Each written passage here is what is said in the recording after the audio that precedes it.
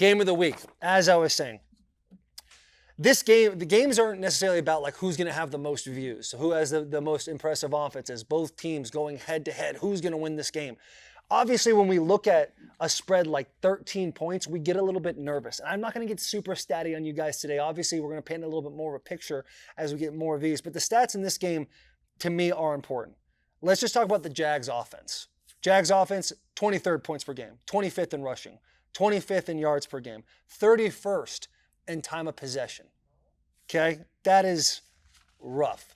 Now let's talk about the Detroit Lions offense. 2nd in points per game, 7 in yards per game, 6th in third down, and 5th in red zone. Jacksonville's defense, I'm gonna save you all the numbers. They're bottom half in the late 20s, if not 32nd in all of their things. Trevor Lawrence right now is dealing with an AC sprain. We see it a little bit with the Tennessee Titans, how Will Levis sustained that in the Miami Dolphins. Every week they're kind of like, is he going to come back? Is he not going to come back? Ends up taking a couple weeks before the boy finally got in the field last week. I see the same thing going on with Trevor Lawrence. This game is not about the Jags. It's about the definition of culture that the Detroit Lions are going to put on display this week. And you can see that display of culture in the second half of the Texans game. Now, when the Texans and the Lions went head-to-head in Houston, the Texans were leading the Lions 23-7 at halftime.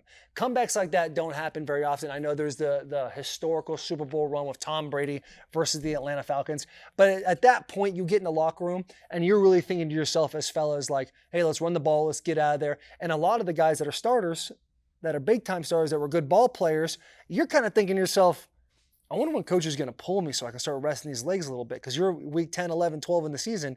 You want to take every snap off you can possibly get when you're afforded the ability to get that. The Lions did not allow the Texans to score another point. They handled time of possession. They were scoring from the air, land, and sea. They were doing everything they needed to do. And then they take a kicker who used to be a soccer player and then was a kickoff team specialist, and now he has made it by the hair of his chinny chin chin to win that game by 3 points. That's the kind of culture you're dealing with. And now this is why I like this pick the most, because everyone's very worried about minus 13. The Detroit Lions won, but they really lost. This team is number one in the NFC, the team that they say if anyone's going to beat the Chiefs, it's going to be the Lions. They have to continue to show their dominance and consistency. Jared Goff, before this game, had 2 interceptions. Now we get into the middle of the Houston game. That boy had 5 of them things. So now you have a pissed off quarterback that knows he played like dog shit. You have a left tackle that goes out. That's Taylor Decker. Skipper comes in, does all right, but you can see that very strong and stout offensive line is letting a little bit of holes in. He's going to get another week if Taylor Decker can't go. The Jacksonville Jaguars, I believe it was October 7th, Doug Peterson got on during a press conference after one of their practices.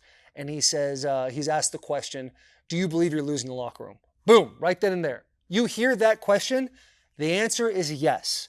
I hate it. I hate talking bad, because I have a lot of respect for Doug Peterson. I think he did a great job with the Eagles. And when he got to Jacksonville, when I was playing, they got a whole lot better. But if you're asked that question as a head coach, it should be rhetorical. That question is done. You have lost the locker room.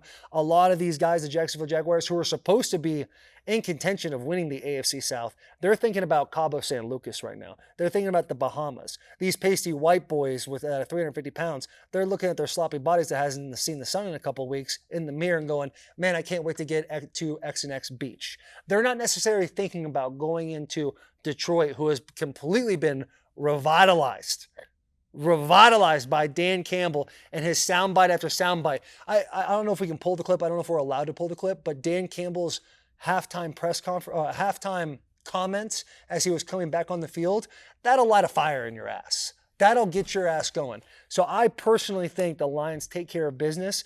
They won the worst way possible, and they made themselves pissed off while still keeping a mark in the W column. I feel really good about Lions minus 13. Now the points, 47. Like I said to you, you guys are here to make units. You guys are here to fight through the fringe. This is where I'm going to stay away from that, and I'm going to stay on the Lions. Doug Peterson, by the way, I was talking about Mike McCarthy earlier.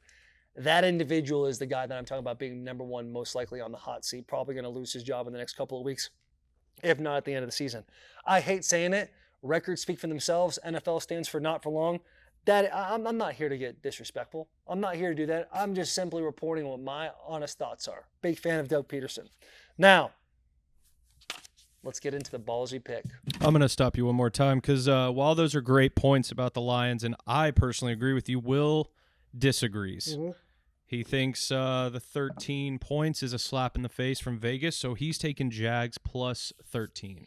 For Will to take Jacksonville getting 13 points as a slap in the face would essentially mean that the Jaguars have some fight left in them.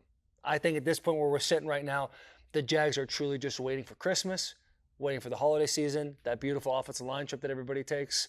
They're not necessarily worried about making a statement in Detroit. I love Will Compton, but I'm sure he wasn't solely focused on looking at the games while he was bringing another child into his life. I'd agree. Right? I'd agree. Right. We feel good about it. You feel good about Lions. Absolutely. I think the Lions are fantastic. They're amazing.